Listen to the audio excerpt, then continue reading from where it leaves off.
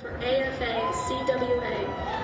Prior to being elected, she led the fight for a historic 100% strike vote at Piedmont Airlines, afl-cwa, which was followed by an industry-leading contract that improved the lives of hundreds of flight attendants. And I would love to invite Vice President Victoria Johnson to the stage. Thank you so much.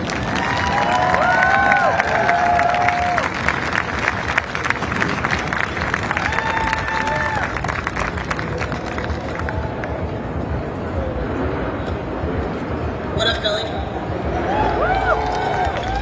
We got West Philly? West is best. I want to begin by acknowledging every worker and union leader here today and the work that you do for others. Yeah, give yourselves a hand.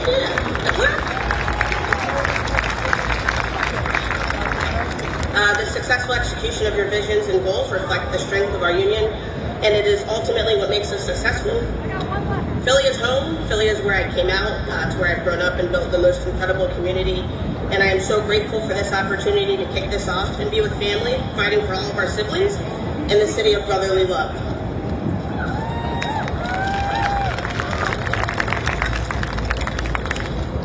As Francis said, in May I was elected as the first queer woman of color and combat veteran as the International Vice President for the Association of Flight Attendants, CWA.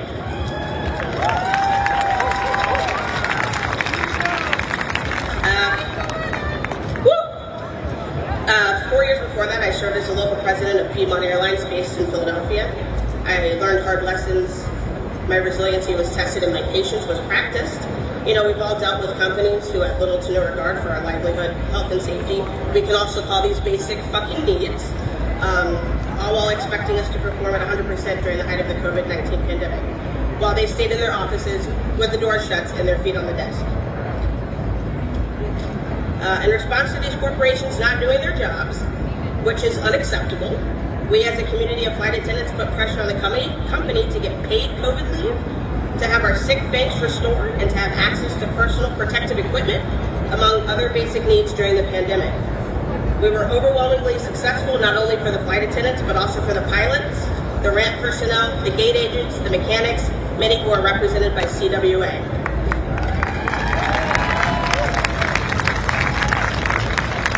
And then, a few months later, we got a historical 100% strike vote, first ever in AFA history. The support was overwhelming.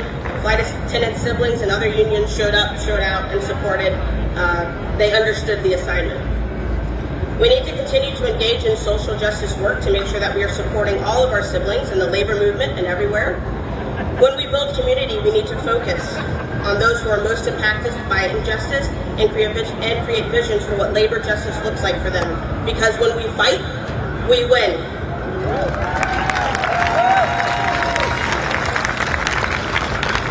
So the rich and capitalists haven't stopped organizing. The rich got richer during the pandemic. Now it's back to business as usual. Companies will try and continue to exploit us, but in our unions we can fight back against this greed because the boss has to answer to us. We will not accept two-tier systems that allow them to further exploit workers, to further racial and gender disparities in income. We are demanding that they invest in us as workers rather than in their bottom line. While the working class is lining up for food banks, CEOs are lining their pockets with our money. Labor justice is interconnected with the fight for affordable health care, for the right to vote, for racial justice, for disability justice, and every movement that centers those among who are most marginalized. We cannot and will not stop fighting until we have a right to dress in the way you identify that makes you feel seen in your place of work. A right to have a break and a time to eat during your workday. A right to get affordable health care. A right to housing as a veteran. A right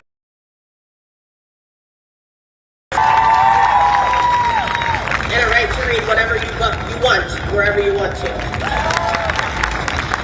And a right to unionize. We have a lot of work to do. Black feminist, activist, and scholar Audre Lorde once said, I am not free, while any woman is unfree, even when her shackles are different from my own. We can learn from her wise words, knowing that none of us will see justice until all of us do. Where you are, we will be, whether you are black, brown, gay, white, straight, trans, Latinx, Asian, Native American, gate agents, rampers, flight attendants, telecommunication workers, media workers, industrial workers, technology workers, public health care, education workers, and customer service workers. You will find us representing and fighting for our rights because working class rights are human rights.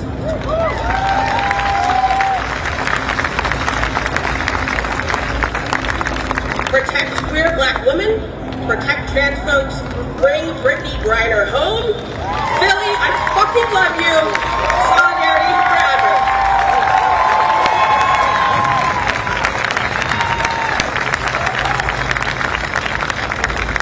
Philadelphia, please welcome to the stage Pennsylvania Association of Staff Nurses and Allied Professional Nurse Mary Adamson.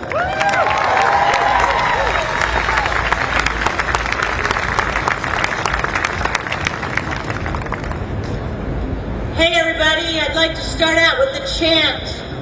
When we fight, we win! When we fight, we win! When we fight, we win! When we fight, we win! Unionized healthcare workers are fighting for the staffing and resources we need to provide quality care at the bedside. We must build the power to force employers to restore working conditions that can recruit young workers into healthcare, retain the experienced staff we have, and pull the tens of thousands of healthcare workers back to the bedside who have checked out. That means good wages and staffing ratios. Good afternoon, Senator Sanders, our local representatives and senators, and sisters and brothers of the labor movement. My name is Mary Adamson, and I'm an ICU nurse at Temple University Hospital. I'm a proud member of PASNAC, and I'm currently the president of the Temple University Healthcare Nurses Association. In my 27 years at the bedside, I've acquired a bit of experience, knowledge, and skill in taking care of patients at their most vulnerable time. As nurses, we interact with patients from the cradle to the grave. We provide highly skilled care in an ever-changing academic environment. We celebrate victories and good outcomes, and we cry with our families, devastated by trauma, sickness, and death. Nurses and healthcare workers in real time experience the struggles that plague our society, namely the opioid epidemic and gun violence. We are the gatekeepers of society's ills. Sadly, I've also learned in these 27 years how corporate America is grifting the American healthcare system. Temple Hospital has made more money in the past 3 years, receiving millions of dollars from the federal and state coffers than their entire 125-year history. We are demanding that they use that money at the bedside and not to acquire more hospitals and invest in shady hedge funds. We are currently in contract negotiations. We are demanding a wage and benefit package that ensures nurses in the Philadelphia area to join our team. We are also demanding patient care ratios this week at the bargaining table. We walked through fire during the pandemic, and we worked harder than we believed was humanly possible. We do everything we can for our patients, but there just isn't enough time to deliver all the patient's needs when we are spread too thin. We will be demanding that Temple provide the care that the residents of North Philadelphia deserve with guaranteed staffing. Please support us in our fight to demand that this industry returns the focus to patient care and not profit. Support us in our fight to demand that the hospital system provide enough nurses and allied health professionals to maximize outcomes for the deserving patients, regardless of their socioeconomic status. And that, my friends, is the fundamental reasoning behind Medicare for All. Healthcare is a human right. Solidarity! It is my pleasure to introduce from the great city of Boston, Massachusetts, Sean O'Brien, General President of the Teamsters Union.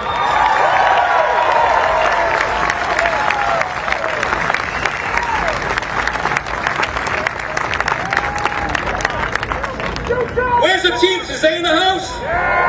Where's our Teamsters? Thank you very much for giving us this opportunity. Thank you for the warm introduction. And I want to thank my mother and father, because if it wasn't for them, I wouldn't have the greatest job leading the greatest organization, and that's the International Brotherhood of Teamsters. Look, we have a great opportunity as organized labor. I'm a fourth-generation Teamster from the great city of Boston. You might have heard of our football team, the New England Patriots. I hear you. But the reality of fourth-generation Teamster, everything I've had in my entire life has been because of unions. We never had to waver or worry when things got tough. When I grew up in a tough neighborhood, we never had to worry when things weren't going good, because we always knew that the union had our backs, and we always knew that the union would take care of us. And right now we've got a great opportunity, 2022 and beyond, to restore the pride and faith in unions, but more importantly, to engage in the fight. And that fight is not amongst us. I grew up around the dinner table learning about what unions were all about, learning how they take care of each other, how we always have each other's backs. Well, that needs to happen today. That starts today. We need to identify the common enemy. And that common enemy is not ourselves. That common enemy is that white-collar crime syndicate known as corporate America, who don't pay taxes, who don't pay their fair share, and their profits keep going up, and our members continue to suffer. That ends today. We have a great, great leader in Senator Sanders, who is actually putting labor in the forefront of what's important in this country. We have great partners. Sara Nelson, the head of flight attendants, rock star, tough as nails. But look, we can't do it alone. We're going to make sure that when we take on the fight, it's a fight that everybody engages in. We've got the Amazons of the world with that spoiled little rich kid known as Jeff Bezos. We also have Elon Musk, and then we have Sergeant Schultz from Starbucks. Right? Shout out to the Starbucks workers who had the courage and conviction to organize. We need to make certain that these people, and I don't even call them people, these animals, Bezos, Musk, Sergeant Schultz, understand who truly runs this country. It's not them. It's not the federal government. It's the brothers and sisters that put boots on the ground every single day to provide goods and services to this country. But look, from a Teamsters perspective, we're 1.2 million strong. But the one good thing about our union, the great thing, we control commerce.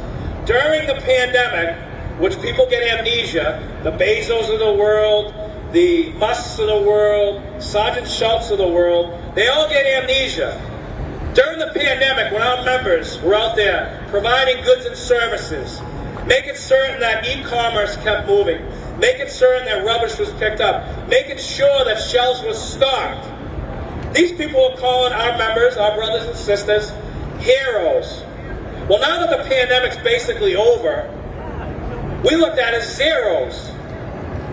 And all they're concerned about is the bottom line of their balance sheet. We have to remind these people who suffer from amnesia why we were able to navigate, why we were able to provide goods and services. It wasn't because of them, it was because of the courage and conviction of our members to ensure that this country kept moving, and we're going to make sure we remind them. The Teamsters Union has a big battle ahead of us. You might have heard of UPS, United Postal Service, the largest private sector contract in the entire country, representing 340,000 members, the largest private sector collective bargaining agreement. Now everybody's watching how the Teamsters are going to act, what we're going to do. I got a message for UPS. I'm going to put you on your knees, make you an example, and inspire the rest of this country to fight, and fight hard. We have another problem. We talk about the white-collar crime syndicates known as corporate America, but we also have another problem. The people we elect, nationally and locally, do not respect us. And they need to respect us. But we need to hold them accountable. We have to get rid of these corrupt politicians who fall in love with corporate America, who fall in love with fundraising, who compromise their integrity and sell their souls to be in a circle with some bigwigs. I don't know about you, but the only bigwigs I care about are the bigwigs right here. The bigwigs that go to work every day to make certain that we hold them accountable. You know, we hear big business all the time, and I never knew this. I heard the term, I want an ROI, right? I don't even know what that meant. So I asked someone, they said, return on investment, right? Sounds pretty cool, right? Corporate America. But with these corrupt politicians who we elect, we want an ROI on you. We want to make certain that we're investing in you. You're going to the state houses. You're going to the capitals, fighting for the right to organize, fighting to protect pensions, fighting to make certain that people can organize without any retaliation or retribution. But most importantly, do what we tell you to do. We are your employer, and they need to know that. Now, moving forward, sometimes we don't engage in a fight because it doesn't affect us. Now, I grew up in a neighborhood, tough neighborhood like Philly here, and, you know, we confronted a lot of schoolyard bullies, but sometimes people didn't have the courage and conviction to walk down that street. They found a path around it. They took the path of least resistance. And, you know, we can't take the path of least resistance anymore. We got to make certain that that fight, even though we go in there and our stomachs are nervous and we're afraid, we've got to fight. We've got to stand up. We may lose, but guess what? We'll be back tomorrow. We'll be back the next day. We'll be next week. They're going to get sick of us, and they're going to concede like corporate America is going to do and give us everything we demand. Now look, the common enemy is not us. We've got to collaborate with every single union, every single working person. Power collaboration is going to truly effectuate change in this country. And there is a tremendous amount of momentum for change. It's inspiring when we see young workers like at Starbucks or Amazon organizing, getting involved, engaging in the fight. But that's not enough. We're going to continue to fight. We can't get comfortable. We can't get complacent. Most importantly, we cannot be vulnerable. We are one huge, strong army. When I took over the Teamsters Union, I'm 32 years, took over the Teamsters Union 151 days ago. I have the greatest job in the world. I get to lead 1.2 million members, and the only reason why we're successful in making moves now is because of the support of the rank and file members who inspire us and guide us every single day. We get to fight corporate America. We get to hold crooked politicians accountable. But most importantly, we actually can bring change to this country, change that is needed. And I got a message. I got a message for corporate America. I have a message for these corrupt politicians that when you fight with the Teamsters, you fight with our brother and sister members in any other union, put your helmets on, buckle your chin straps, full contact sport. Thank you very much.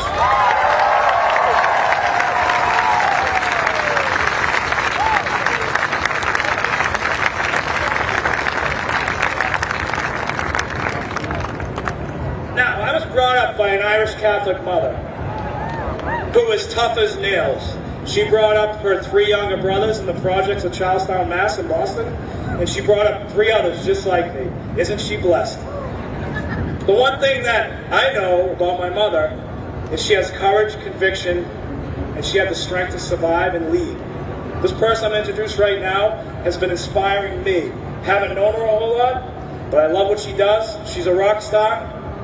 Our next speaker is the head of the flight attendants, Sara Nelson.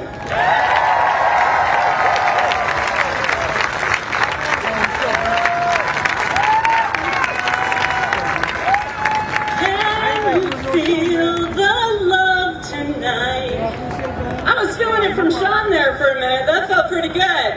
Comparing me to his mother? Wow. So feel it. All right, everybody's getting up on their feet. I love it. Where are the flight attendants? Woo! All right, so not only do we have flight attendants on the lawn, we have flight attendants flying over this rally right now, raining down solidarity all over this gathering. This is a powerful gathering. Why is the new kick-ass president of the Teamsters, Sean O'Brien, and our organizer-in-chief, Bernie Sanders, and I here with you today? Because we have a really important message. For over 50 years, in a very concentrated way, the capitalists, corporate elite, have been trying to tell us we should feel lucky to have a job.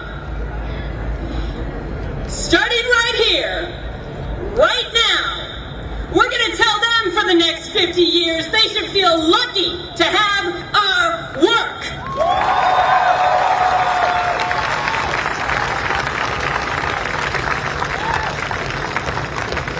So I'm the president of the Association of Flight Attendants, CWA, representing 50,000 flight attendants at 19 different airlines.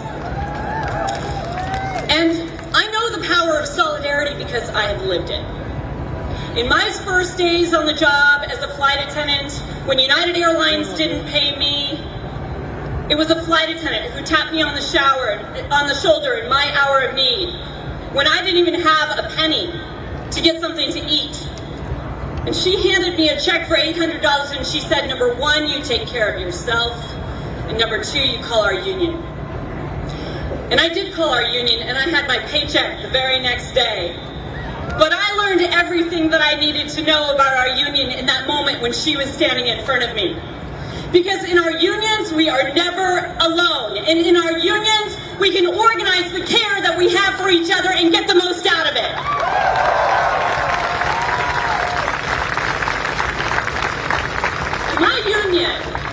My union was built by women who had to fight just to have the job. We were supposed to quit when we turned 30 or 32. We couldn't get married. We couldn't have children. We had to step on a weight scale until 1993. We had to fight through all that discrimination just in order to have this job. And you know what that showed us? For every struggle that you have, you learn how to fight and you get stronger. Do you feel the burn?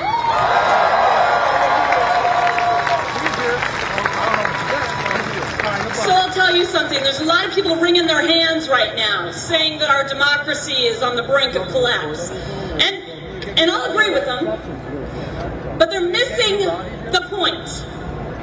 Because we don't just live in a democracy. We live in a system of capitalism. And until we recognize that capitalism is running amok, totally unchecked, and that the working class that makes up the vast majority of this country, are in charge of putting it in check, we are going to lose democracy. But until we understand that it is ours, we have the power. The corporate elite has the money, and right now they have the control. They do not have the power. Mother Jones, the great labor organizer, Mother Jones, mostly organizing for the United Mine Workers of America, who in the 1890s made sure that they wrote into their constitution that black workers would be treated equal with white workers, denying the boss the tool of racism in order to divide workers and build up our labor movement. They are the reason that we have the things that we have today. The things that are applause lines in Democratic rallies.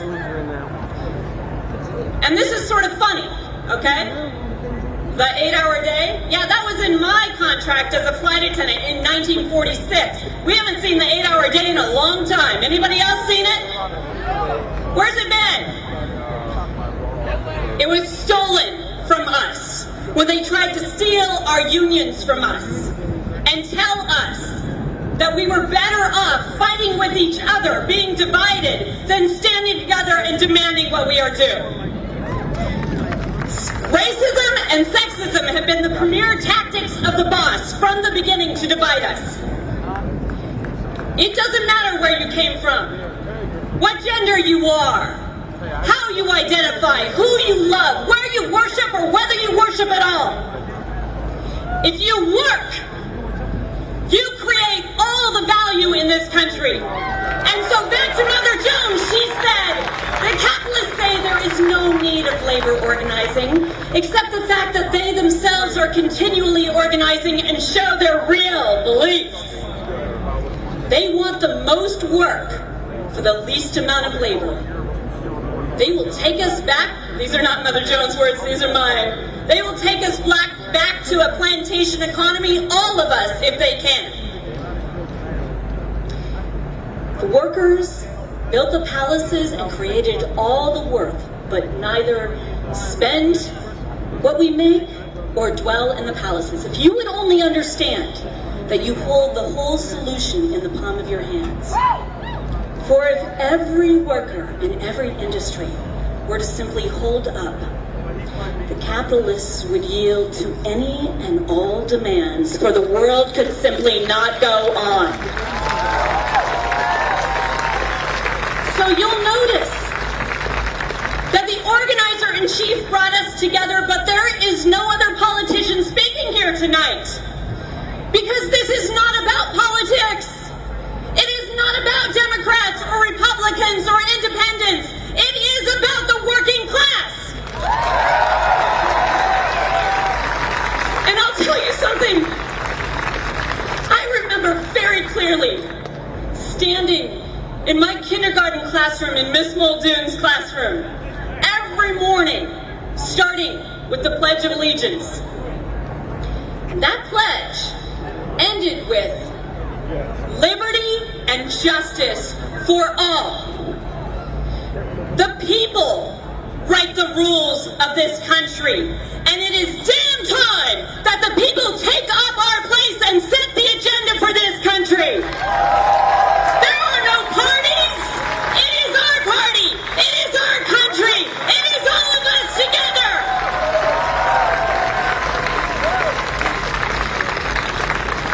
Does anyone here know a Delta Airlines flight attendant? If you know a Delta Airlines flight attendant, you tell them to sign their union card. They are the last major airline without a flight attendant union, and we need every flight attendant across this industry spreading the message all across the world that there are no borders in the labor movement. There is only labor power when we stand together.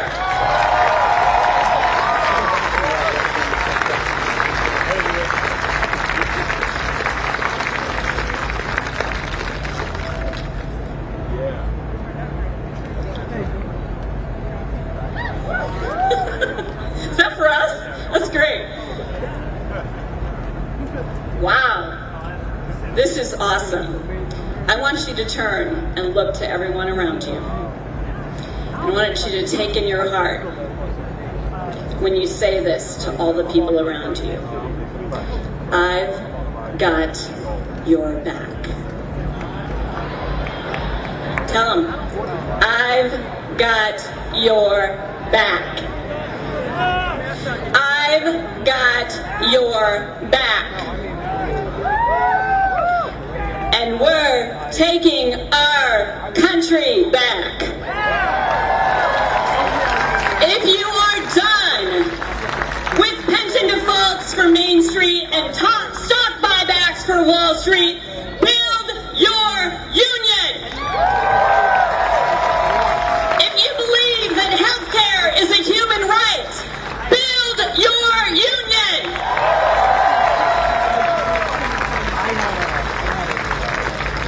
If you believe that Howard Schultz is a bigoted criminal who violates our rights, build your union.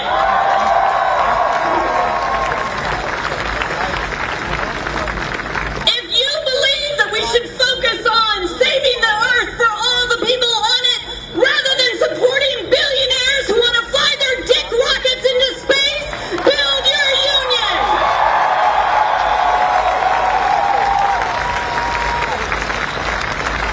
If you want for someone else what you want for yourself, even though they are different from you, build your union. And if you just want to tell the boss to kiss your ass, build your union. So get out there. Go to the Starbucks stores. Go to the Chipotles. Go to the Trader Joe's. Go everywhere, because I'll tell you something. This corporate elite needs to become more risk averse.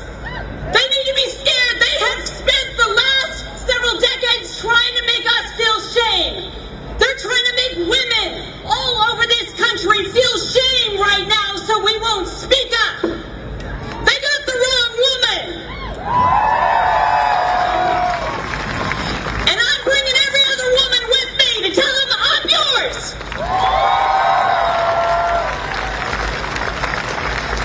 So let's raise your hand for the working class.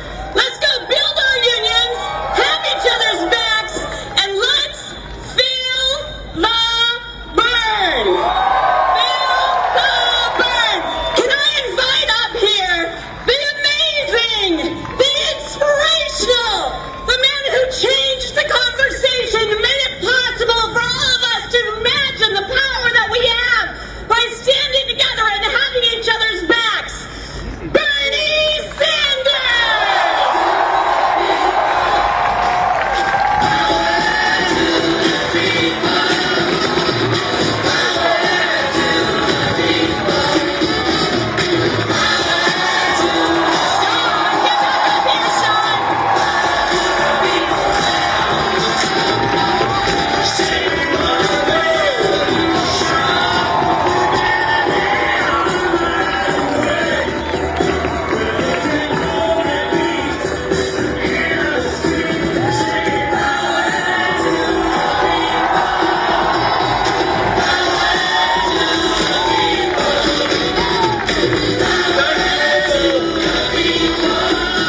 Thank you all for coming out on this nice, cool fall day.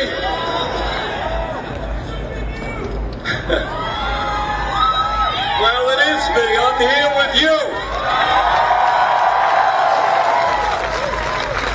It is an honor to be here in Philly, and it is an honor to be with two of the very best progressive trade union leaders in America, Sean O'Brien, Sara Nelson.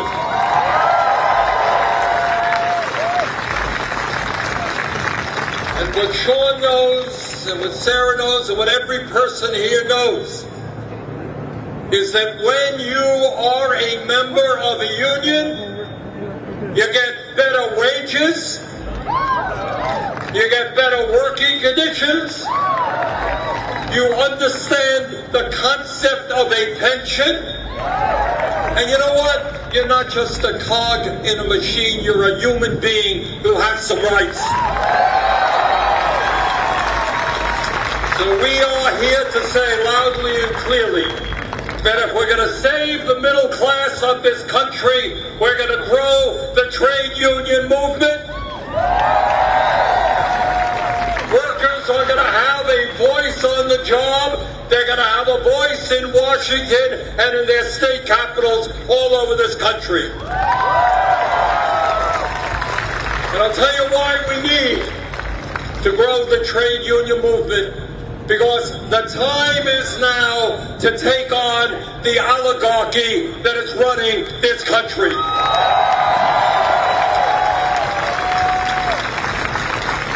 This is the richest country in the history of the world. It is not acceptable to me, to Sean, to Sara, or to you that working people are falling further and further behind while the billionaires get richer.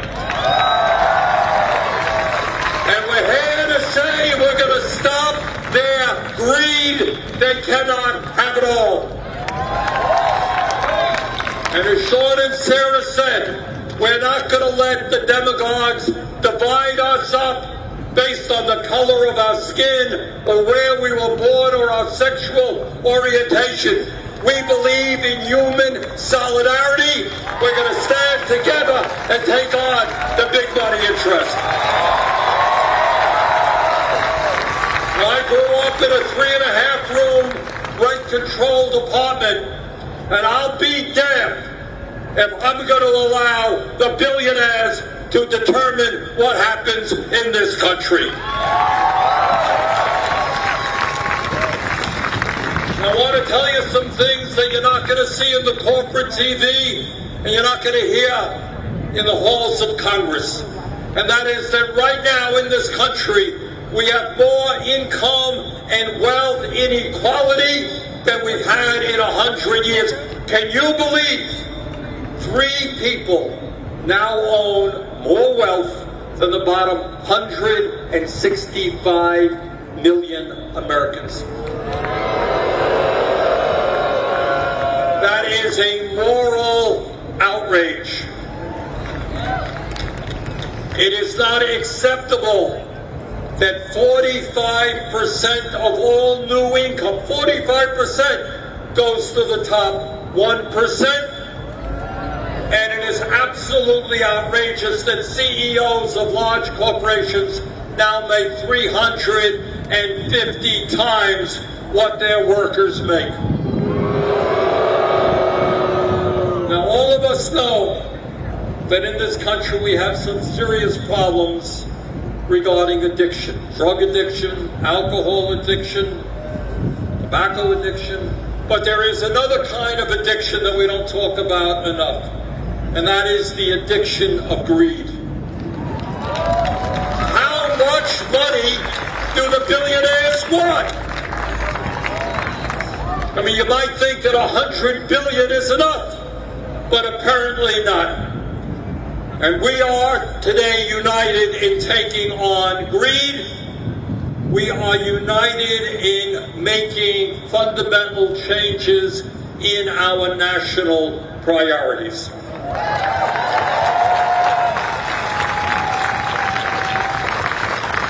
Now, Sean and Sara will tell you that every labor negotiation, every contract negotiation involves health care, right? Corporation after corporation wants to take away the health care that the people have earned. Well, guess what? We are prepared to take on the insurance companies that make billions of dollars every year and to say that in America we can do what every other major country on earth does, guarantee health care to all people as a human right.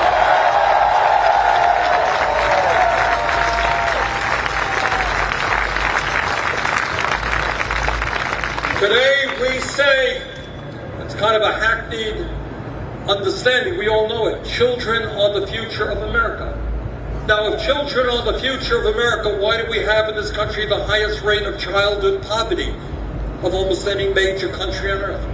Why do we have a dysfunctional child care system where working families can't afford the $15,000 a year it requires to get your kid child care, and workers earn starvation wages? All over the world, industrial countries say that child care is a right of the kids and their parents. We're going to do that here in this country. And we understand that we don't compete against the rest of the world unless we have the best educational system in the world.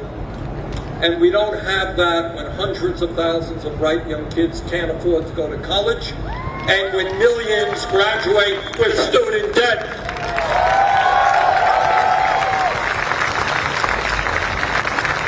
Congress is busy handing out welfare checks to large corporations.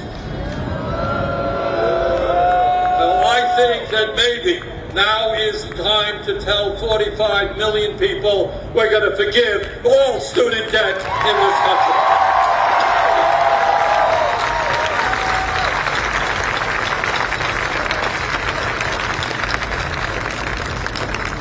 And let us also be clear that we are dealing not only with corporate greed, we're talking about unprecedented profits in industry after industry.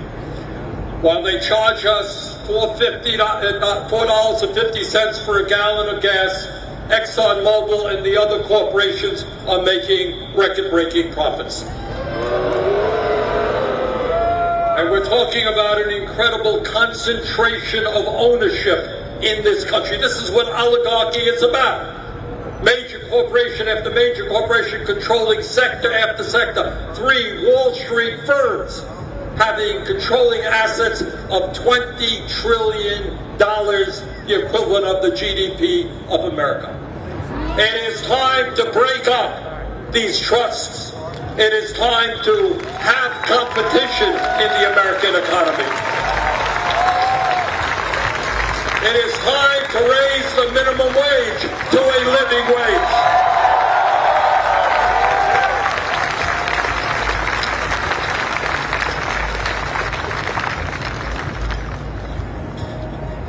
Brothers and sisters, we are in the struggle of our lifetimes. We are taking on right now incredible wealth and incredible power.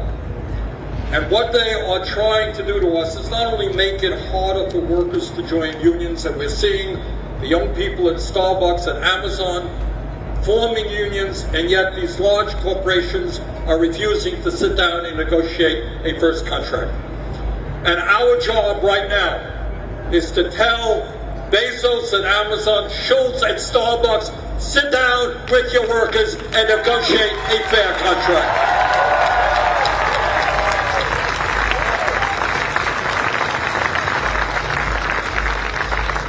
And our job right now, and why Sean and Sara and I are here, is to raise consciousness not only about unions, but about the reality of the working class in this country. Now, you can watch television till the cows come home, as we say in Vermont, but you're not going to hear much about the struggles of working people. You know and I know, this is what we have got to do if we save this country. Tens of millions of people have got to stand up and say, you know what, I am a member of the working class, and I am not ashamed of that reality. Sean and Sara said, we are the people who keep this country going. Who do you think went to work during COVID? Tens of thousands of workers died on the job while the billionaires became richer. So we're going to turn it around. We are proud of who we are and where we came from. We're proud of our parents and the work that they did. We're going to create an economy that works for us, not just the 1%. We're going to create a political system which is not dominated by super PACs and billionaires. We're going to revitalize American democracy, revitalize our economy. It is not too much to ask that we live in a nation which works for all and not just the few. And I know that Sean and Sara will agree with me when I say nobody is going to give you anything. nobody is going to give you anything. If you turn around, they're going to take away what little you have. So now is the time to stand up and fight back against oligarchy, fight back against corporate greed, and fight for an economic and political system that works for all, not just the few. Thank you all very much.